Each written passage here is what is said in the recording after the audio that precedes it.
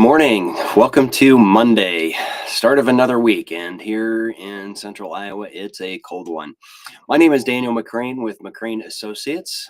We help small business owners to increase their profitability, expand their scalability, and strengthen their legacy in their business, guaranteed. So today, since I'm coming to you live, just to let you know, if you missed some videos from me last week, I was actually out sick. So that's why there weren't many videos from last week if you were watching for those. But today, let's talk about something that comes up quite often when the business owner is ready to exit the business and they go through a sale. And there are some common mistakes that I see people make when it concerns the taxes and selling of the business. So the first mistake that comes up is that the business owner actually does no tax planning whatsoever. That is so common. You can't understand how common that is. They don't even think about the implications, the tax implications of selling their business until we bring it up in the brokerage office. And then we ask them, "Have you thought about this? Are you working with someone?" But it's amazing how often they don't even think about those tax implications, and they're potentially receiving a huge sum of money, and there will be some taxes on that money. So you've got to do some planning for that. Another mistake that comes up is if they have thought about taxes at all, uh, they they don't understand the concept of cost basis. That's another common thing that comes up. So cost basis would be what you paid for the business, what you've put into it to help it grow. So there's a certain portion of that sale price that won't be taxable because that's your cost basis in the business. You will only be taxed on the capital gains that you get from the sale of that business. So, for example, if you bought the business for $2 million and you sell it for three, your capital gains on that business is only $1 million.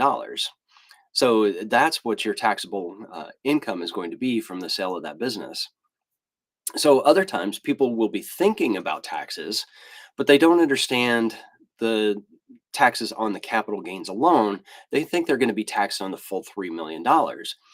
And sometimes there's just no explaining it to them, and finally we just have to say, okay, look, you need to go talk to an accountant or financial advisor about this.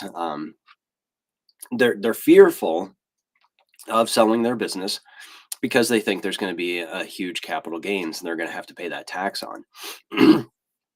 So that's another mistake that we see business owners make. Other business owners, they don't give it a thought. They don't consider structuring the sale in such a way to minimize taxes as well. Everyone wants cash. They want all the cash up front. They want to be paid off today. They think it's like selling a car. I want all my cash now. And when that happens, then you do get taxed on all that capital gains this year. You will have to pay tax on that full amount. Now, sometimes it might be in the seller's best interest to consider structuring the sale a little bit so they get installments of that sale price. They don't get the complete sale price all at once. This allows the business owner to stretch those taxes over a couple of years, maybe several years if they want to. So that's another mistake that we see people doing. They're unwilling to talk about flexibility of structuring the sale as a way to minimize their taxes. They're just all about the cash. They want that cash up front. So those are some of the common tax mistakes that we see. But honestly, that first one is just obliviousness about taxes in the sale of business.